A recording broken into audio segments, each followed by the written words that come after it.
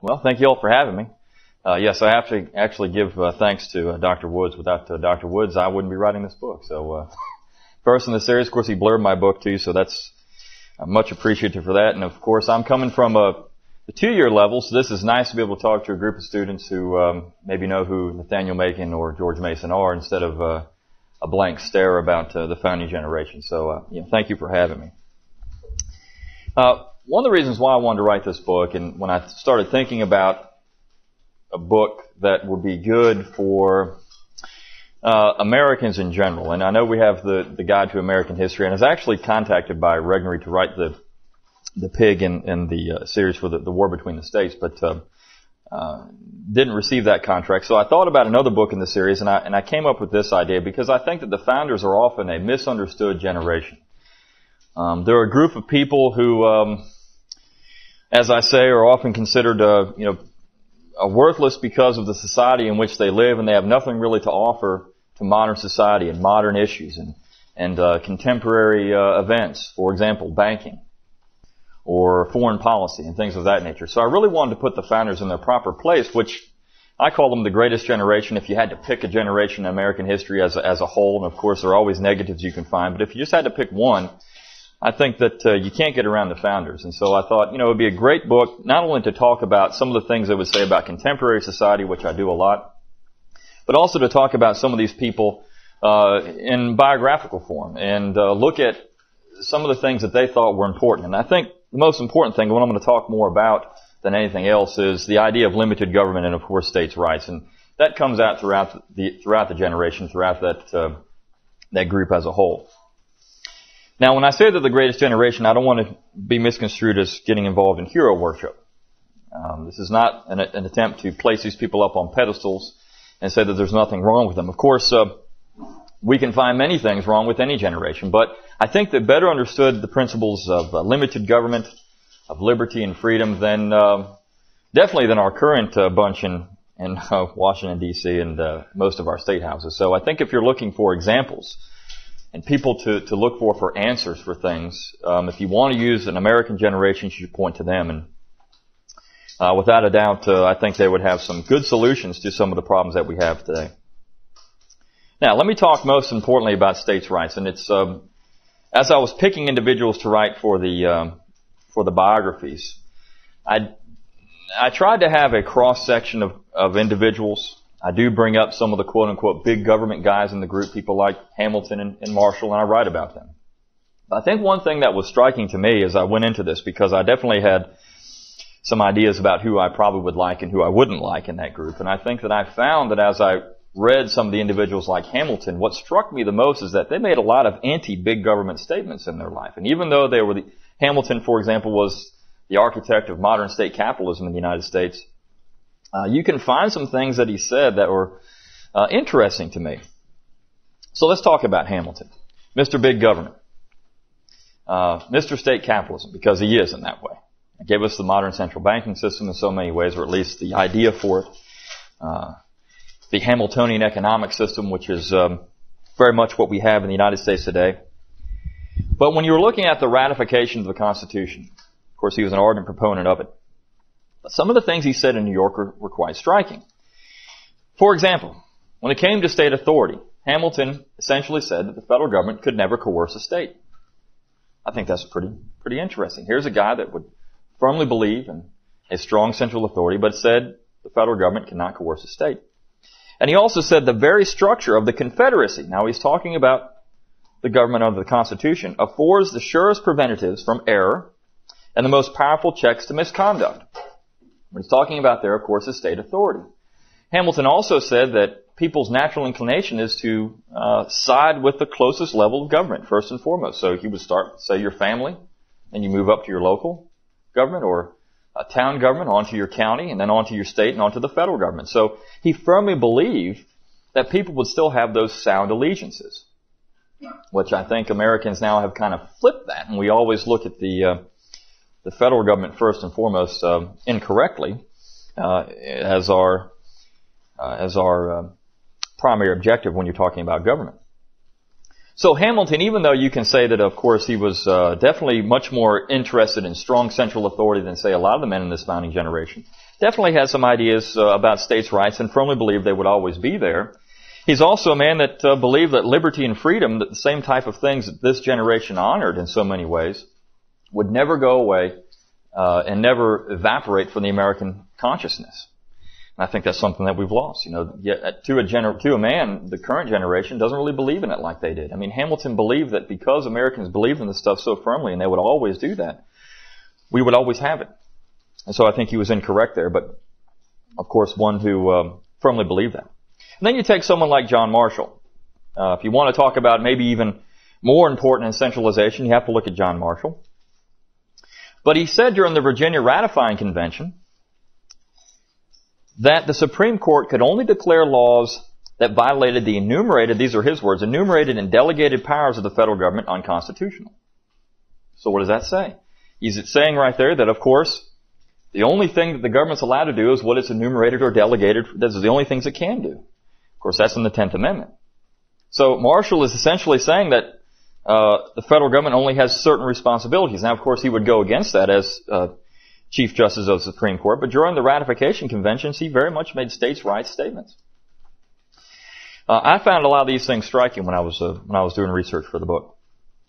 And then you have someone like John Adams, of course, another guy that's essentially considered a strong centralizing force. He said in a letter to John Taylor of Caroline that congressmen were simply ambassadors. That's all. They were ambassadors from their states, and they were there to do things like, say, in terms of a foreign government to a different governing body. So they're there to represent state interests. Not the interests of, say, the United States as a whole, but the interests of their own states. So that's how important states' rights were to that group of people, even the centralizers, who said, we still believe that states' rights are there. Madison, if you want to talk about Madison, and I'll get to him in just a few minutes, but Madison ultimately said that the states can exist without the federal government, but the federal government can't exist without the states. So again, here's a guy that's saying, we need state authority in this government. So even though you're going to get a much stronger central government, and of course the anti-federalists were very concerned about how much power that government would ultimately have, you still have the federalists rationalizing this new power on the basis that states are still going to be sovereign in this government. And of course, then on the flip side, we have the limited government guys, and I talk more about them than anyone else, and I give a whole bunch of examples. Of course, Nathaniel Macon, one of my favorites from North Carolina, and John Taylor of Carolina, George Mason, and Roger Sherman of Connecticut, and George Clinton of New York. I mean, these men were very important in their time, and of course, ardent states' rights individuals, and very much true believers in limited government. Now, there's a funny story about Nathaniel Macon that I actually bring up in the book, and this is something that you would never see today. Macon, of course, as I said, from North Carolina, a guy that was often considered the most negative vote, maybe next to John Randolph in the entire Congress. He voted no on everything. Everything that came up, it was unconstitutional. I'm going to vote no. And gosh, wouldn't that be refreshing today to have somebody that would actually do that all the time in Congress. But he actually voted against a monument for George Washington. And people were shocked. How can you vote against a monument for George Washington? He said, well, first of all, I don't think a monument is going to do the man justice. I mean, it's not going to remember him. You're just going to look at a statue and say, well, great, George Washington. But it would cost him the equivalent today of about $100,000. He said, that's too much money. Too much money to spend on a monument. $100,000, you're crazy. I mean, wouldn't that be great to have a guy in Washington today that said $100,000 is way too much money to spend on something? That's great. We need Nathaniel Macon. His personal life was quite interesting. Of course, he lived on a very large plantation called Buck Spring there in North Carolina, and he called that his country, actually, first and foremost, his plantation. Everything else was up the creek, so to speak, and that, his allegiance was first and foremost to his plantation. And when he died, just before he died, apparently the rumor is that he knew he was going to die, and he called in his undertaker and his doctor. And he paid them both before he died, because he said, I don't want to leave any debts to my descendants, to my children. No debt should be left behind. Those are great stories, and I think great things to talk about when you're looking at a group of men. No debt should be left behind to your descendants, your posterity. My gosh, how much debt have we left behind? to how many generations on down the line today. So, I mean, again, where is Nathaniel Macon when you need him? No debt should be left behind. And then you have someone like John Taylor of Caroline. I mean, a great example of the warning shots against state capitalism. Here's a guy that wrote a number of books on the evil effects of Hamiltonianism. And, of course, not a whole lot of people listened to him then, it seems like. I mean, of course, maybe that was because John Randolph said you couldn't read his books. They're too hard to get through. If he wrote in English, he actually said maybe you could read them. But they're great. And I think that it's unfortunate that not enough people read his books like Tyranny Unmasked or Erator and some of these great treatises on political economy and the danger that can come from a fusion of finance, capital, and government, which he had no problem with necessarily with capitalism. He sold a lot of crops for cash and made some good money on that. But what he had a problem with was what Hamilton was doing, which was creating a central bank, using tariffs to enrich others improperly, and definitely was against what you would call, again, state capitalism. So John Taylor was another guy. And again, another thing that's really striking about these individuals, a lot of them preferred retirement to politics. They just didn't want to be there. John Taylor definitely liked to be at his plantation rather than anywhere else. Nathaniel Macon, same thing. Nathaniel Macon never ran for office. He was elected without ever running. I mean, how do you do that, nowadays? Now you got to spend millions of dollars just to get elected. George Mason, another great anti-federalist. He hated being in politics. Rather be back at his plantation there in Virginia. So these are three guys that I think are great examples of the disinterested statesmen that this founding generation was in many ways famous for. Of course, you had some that weren't, but the disinterested statesmen, that's what we need. People that are able to go into government, or at least take part in government, without wanting to enrich themselves or empower themselves. They want to do it just because it's the right thing to do. It's their duty rather than a station. George Mason, of course, the famous anti-federalist who feared centralization, who feared all the things that can come from it. He did go to the the Constitutional Convention, convinced that we needed maybe a little more central authority over some things, foreign policy, maybe even commerce. But when he got there and he realized what they were trying to do, he said, my gosh, we're going to ruin liberty. If we don't have a Bill of Rights, we're done.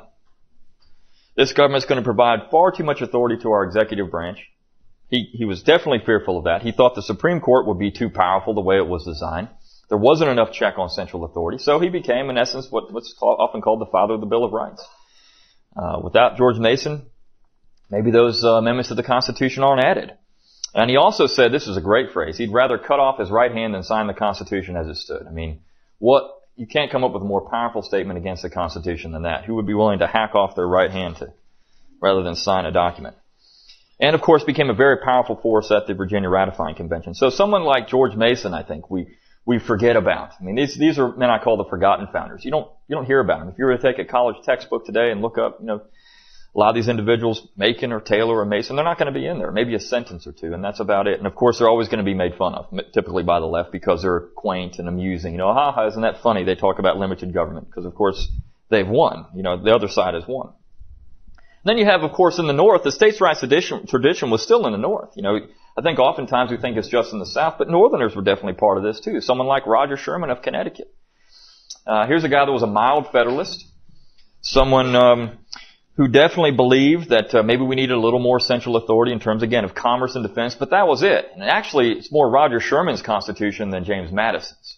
If it wasn't for Sherman, the Constitutional Convention falls apart. And Sherman wanted to protect the interests of the states. He's often seen as a man from a small state, so this is small state against large state. Well, really, more than anything else, it was states' rights against people who were trying to eliminate the power of the states. And Sherman wanted to safeguard the power of Connecticut in this new government. Not just the power of Connecticut, but also the power of Virginia or New York, whatever state you're talking about. Roger Sherman served his state faithfully, Connecticut, throughout almost his entire life. John Adams called him the Atlas, very interesting guy. Was also a devout Christian. And one thing that's often forgotten about John Sherman is that, in the state of Connecticut, they had a state-established religion in 1787 when the Constitution was written. So he definitely wanted to protect the culture and heritage of Connecticut and serve as a hedge against, say, Virginia, who maybe you didn't like Virginia, the plans on the government from Virginia. So Sherman wanted to preserve the rights of Connecticut, and states' rights were a way to do that. If people have a culture in an area, then states' rights can serve as a hedge for that culture against centralization. And finally, another person on the list who I want to talk about was George Clinton. No relation to Bill and Hillary, of course, from New York. That's often a question I get if I bring him up. Is that, he's from New York, so is he related to Bill and Hillary? No. Of course, Bill is William Jefferson Blythe, so, not a Clinton. He stole that name. But great old American name and a great governor of New York. An interesting guy. Some people call him a thug, because he was actually, one generation removed from Ireland and, definitely had Irish politics at heart in some ways. But, Clinton, as governor of New York, for 18 years, didn't have any taxes on freeholders. No taxes. He definitely didn't believe in federal authority when it came to, say, internal improvements and things of that nature. So he argued against, at times, even Hamiltonian's economic system, and Hamilton's from his own state. Clinton was against the Constitution. And as Vice President of the United States, cast a deciding vote in 1811 against the recharter of the First Bank of the United States. So a great patriot in the cause of limited government or against state capitalism. And so I bring up a lot of these people, and there's more in the book. I actually have 20 biographies, and I have the big six, the six you'd roll off your tongue if you talked about the founders, Washington, Jefferson, Madison, Franklin, and Hamilton. But then I have 14 others, and that's just a snapshot of what I've written about. Now, let me talk 1 minute about Madison. And there really was a folly. Madison went to the Virginia Convention the Constitutional Convention, hoping that he could create a different type of government. And when he left there, he was sorely disappointed because what he got was something he didn't want, and what he ultimately had to defend was something he didn't like. But his greatest folly in all this, and I hear this all the time, is this idea of dual sovereignty. I think it's been proven over time that you really can't have that. One or the other has to be sovereign. Of course, in our case today, it was solved at the point of a bayonet in 1865, finally. But he firmly believed that each government could be sovereign in its own sphere of influence, the federal and the states. And I think that to a man, most of the founding generation thought it couldn't be that way. Of course, Madison argued against that, and ultimately we have a document that's supposed to have dual sovereignty. But I think Madison was definitely a character who was an enigma in many ways. I mean, Madison could be everything to everybody, and unfortunately he's used by the left quite often to justify their positions, and I think unfortunately sometimes used by our side as a good example. And I think that's unfortunate because he is so he does flip-flop quite a bit. He's not really the father of the Constitution, as I mentioned before. Roger Sherman, as much as his Constitution as anybody else's or anybody there in the ratification conventions and all the states when they finally agreed to it.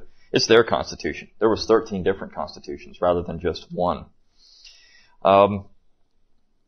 He was also a despised man in many ways in his own state. Patrick Henry hated the guy.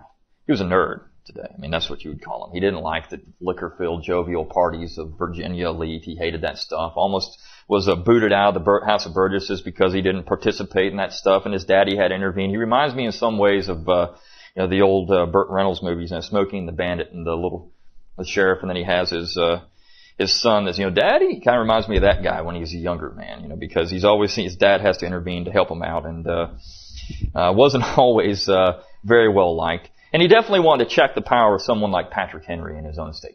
Henry was really the most important man in Virginia for a long time. And he wanted to make sure that Henry was cut off, and the federal government was going to do that. So Madison definitely had a personal agenda in many ways as well in looking for a new constitution. Of course, Henry never forgave him for that. Henry didn't like him. Henry didn't like Jefferson really much either. And so, of course, when Madison is a comic event after the Constitution, Madison was like, I call him like the little mosquito buzzing under the covers, during the Constitution. Everybody didn't like, they kept on bringing up stuff they didn't want to talk about. And ultimately, when he goes back to Virginia and the Constitution's ratified, and Henry tries to gerrymander him out of even serving in the Congress. He doesn't allow him to be elected a senator, and then he tries to gerrymander him out. So Madison actually has to go basically with cap in hand to his friends and say, hey, look, will you send me to Congress? I'd really like to get in there. And ultimately he does, but he for a time was not a very well-liked person.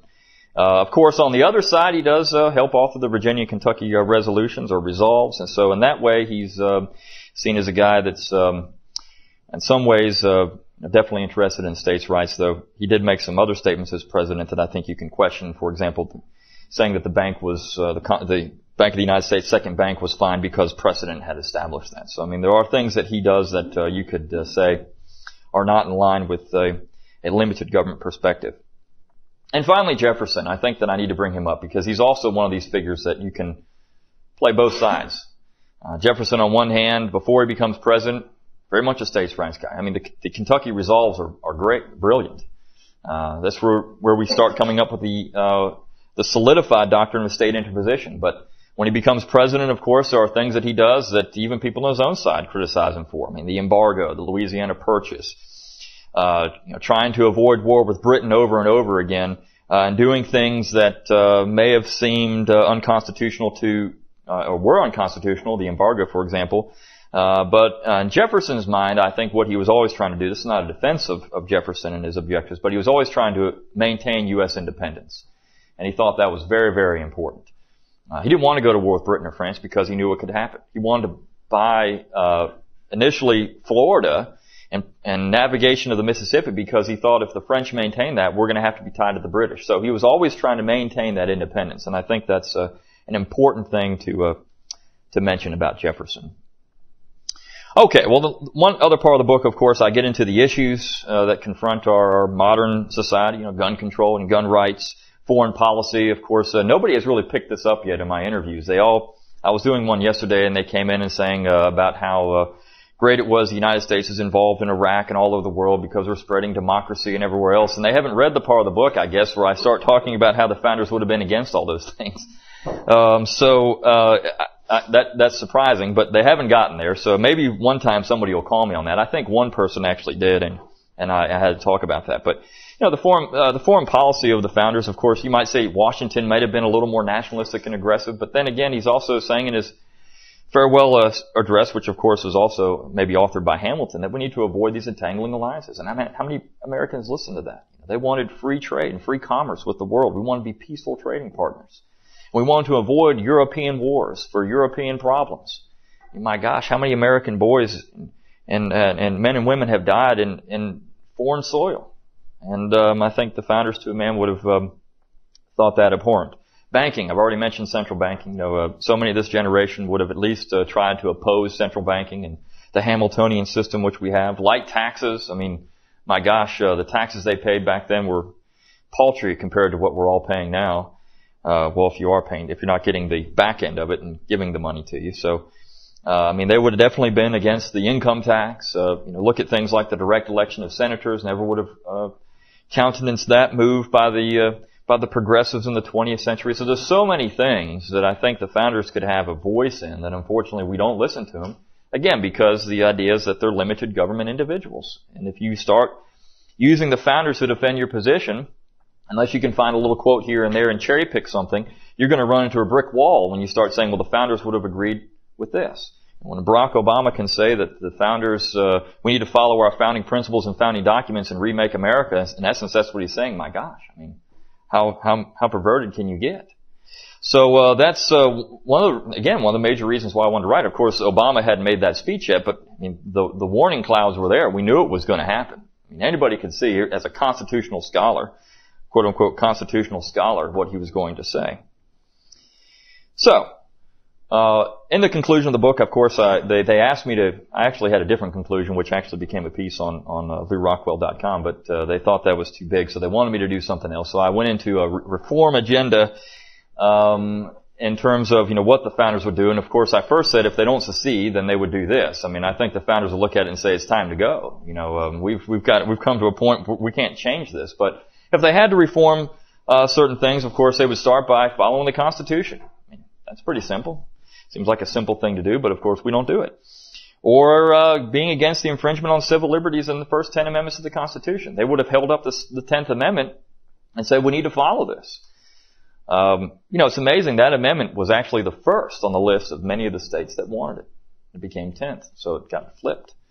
And maybe for a reason, because you get to the first few and then you kind of get tired and don't read down to 10. I don't know. Maybe that's it. But I hope that what people will get out of this, and of course, many people are going to read this book and maybe not read everything in it. And like I said, they're going to skip over the foreign policy or whatever the case may be. But my hope in reading is that you can get a pocket guide to the founders definitely something that you'll take away with it and come away convinced of the founders, even the quote-unquote big government men among them might have been much more for state sovereignty and limited government than what we are today. And I appreciate your time.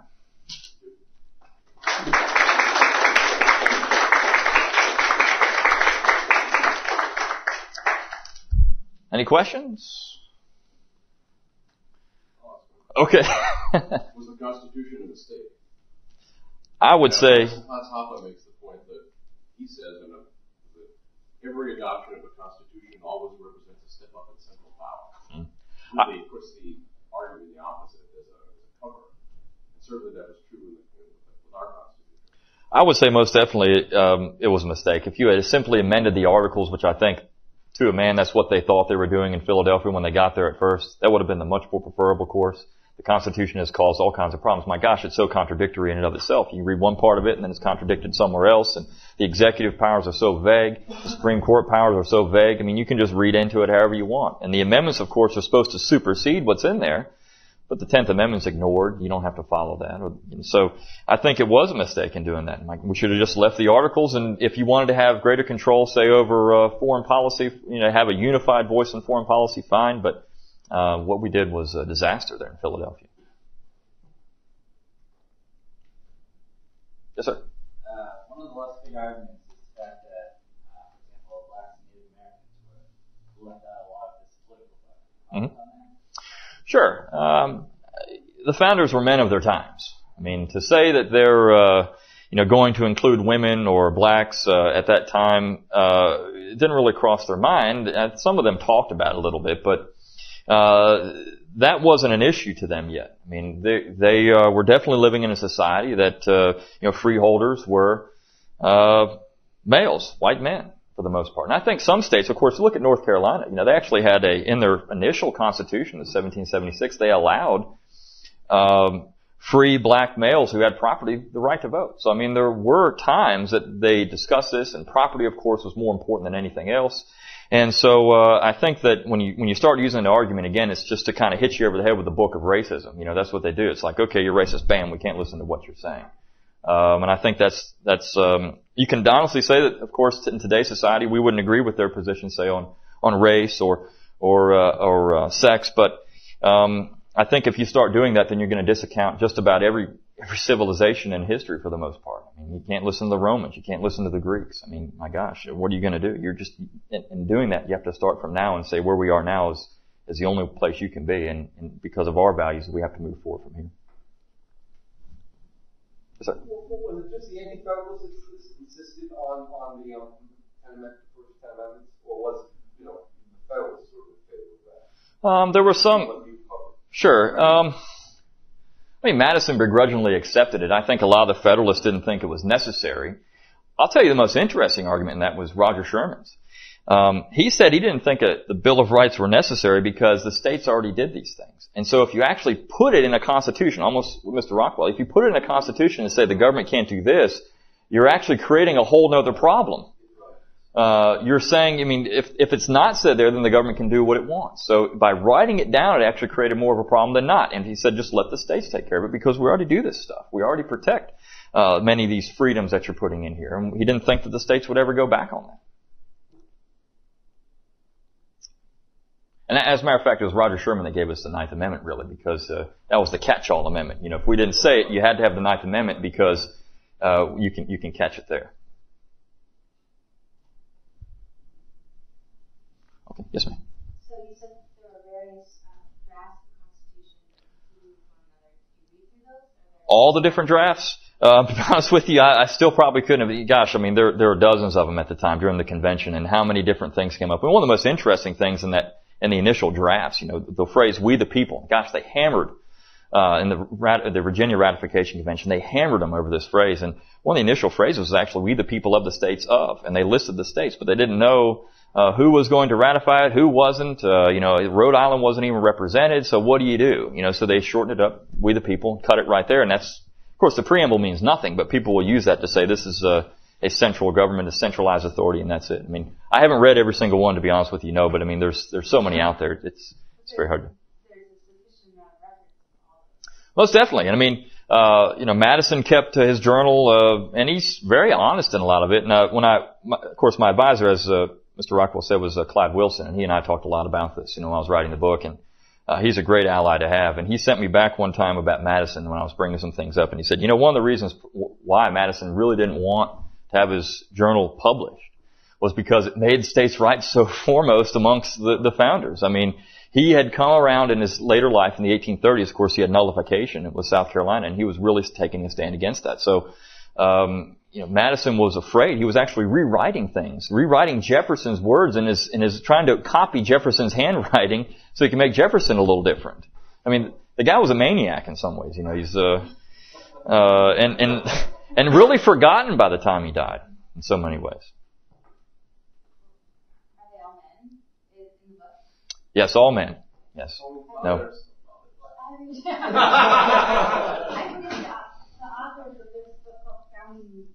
I've seen that. And of course, you'd have someone, John Adams' wife was an influential figure in his life. And I think, of course, you can, Martha Washington. I mean, you can look at some of the women that, of course, did have a role over their husbands. My gosh, anybody that's married will tell you that you never operate alone. So, without your wife's blessing, you oftentimes can't do things. So I think it's the women did have a role behind the scenes, no doubt about it. Did you see the recent miniseries on Adams? I did. What did you think of that? There were parts of it that were okay. There was a couple of things I did like. The part where Adams, of course, when he leaves Washington D.C. there, of course, saw as a cesspool essentially at that point. Wouldn't it be great if we should leave it like that? Right? Then we wouldn't want to be there. But one of the things that was great was that he takes a public bus, essentially. That's what that was, home. He's not spending all this money to fly around the country and do everything else. Takes a bus home. Now, of course, that was improper etiquette. He should have stuck around for Jefferson's inaugural. But I think they did that very well in showing that Adams was this old curmudgeon and just not very well liked. One part, when they read the Declaration, they had the scene where they're reading the Declaration. They cut out parts of it. And some of the most interesting parts, some of the most important parts in terms of limited government and what the founders were saying, even at that point, about limited government. They cut that stuff out. So I think they did that on purpose. They portrayed Jefferson as a really just a strict ideologue. Mm-hmm. Do you think that was a sort of a factor? I mean, if you were a libertarian, it was great. But what I'm saying is, was he really that? Yeah, I think that's really the break. And then, of course, after his presidency, he returned very much to form. Jefferson hated the office of presidency. He didn't even put it on his tombstone. I mean, he hated it. He said, "This is a miserable place. I don't like it." He didn't even want to be president initially. He thought Madison should be president. And but of course, again, elected, so he served. And his first inaugural address is fantastic. I mean, he says that we have the right to secede if you want to be in the Union. I mean, that's fantastic. And talks about all the great things that limited government should do, reducing the debt, cutting spending. I mean, but Jefferson in his second term definitely did some things that his allies were very critical of. Yes, sir. What's your response to the Republican school, Wood, Pocock, and Bailey, these guys that would say there's this collectivist ethos in the beginning, and then we only became individualists in the decades that follow? Gosh, I think that's complete crock. I mean, the individualist perspective, you can find it all over the founding group. I mean, they talk about it all the time. Even if you take just say, let's take the idea of decentralization. I mean, that's a very individualist look at government. Even if you're going to have much more faith, say, in your state government, which of course is still a level of government. But I don't think that they were pseudo-communists. I mean, that's what he's going after almost. It's not true. These men definitely were not interested in the collective all the time. I think they had an idea that independence was important. But look at Virginia. My gosh, they declared their independence before anybody else because they thought they could do that.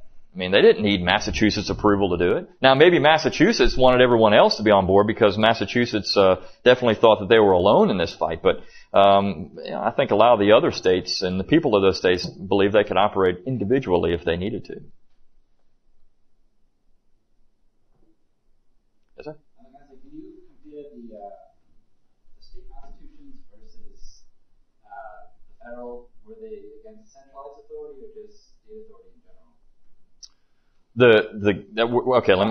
Were they against state authority or just federal authority, or were they against government in general? I think they were definitely they weren't against government in general. I mean, they definitely believed that their state governments were fine as a locus of power, location of power. They didn't mind the state governments. Of course, Jefferson always had ideas that ran against his state constitution. There were, if you just look at Virginia, for example, there was a Virginia Declaration of Rights. So they believed in individual liberty, though, at the state level. But I think that because of their culture, and this gets back to the cultural perspective of this, and they definitely believed the states could protect their culture. So they weren't anti-government in that way if the state was protecting their culture and their society.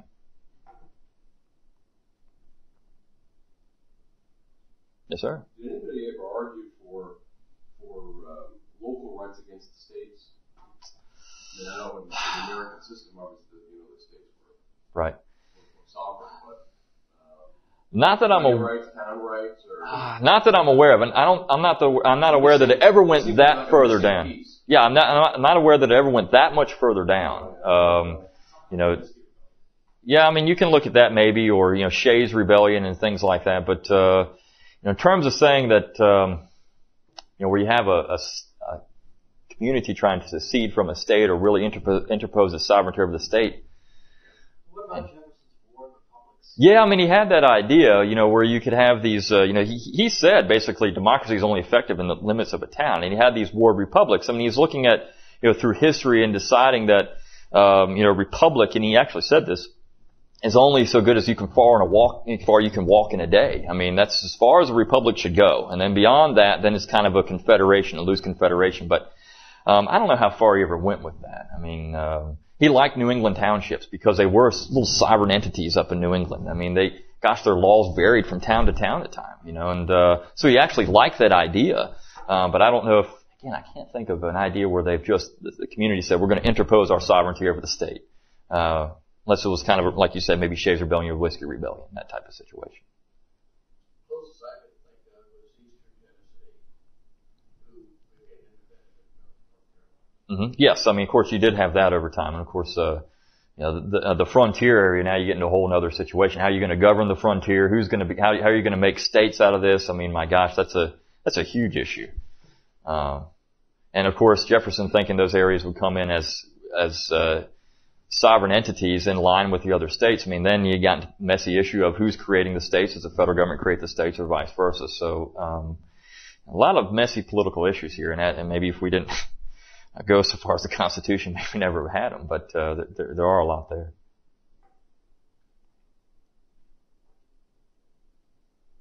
Yes. Did you start off as a women government libertarian? Were you Me? interested in history? Well, I can give you my background. I didn't talk about me. I actually, no, I didn't. When I went to college, I was probably just like any other college kid, first time in school. I just wanted to be away from home and have fun, but, but I had a very good advisor and as an undergraduate named Bart Talbert. And, he really, opened my eyes to a lot of things. And I like history, but I came from a family that, working class people, just, my grandfathers, were both, very much interested in history, and I loved Virginia. I was born in Virginia. I went to Williamsburg a number of times. Just loved it there. And actually, I wanted to do that. I wanted to dress up and act like I was in the 18th century. But then you don't make any money. So I was born in Vienna, Virginia, in the northern part of the state. And so then from there, I went to, as an undergraduate, got a degree in history, and I met Clyde Wilson, and from there it just took off. I actually picked different, and I was either going to go there or Alabama. I hate to say that because I worked at Auburn, but I was going to go work with Forrest McDonald or Clyde Wilson. And when I went and met Forrest McDonald, he said, go work with Clyde Wilson. So that's what I did.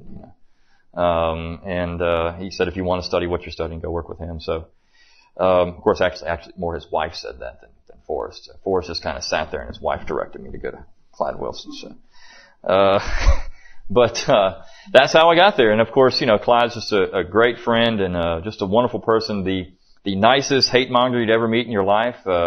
He's always considered this guy that just hates everybody if you look at Clyde in the media, but, I've never met a nicer person. And he's just such a great individual. And, I think, my conversion has happened over time. I didn't just, as a young man, think I was going to be a limited government, individual.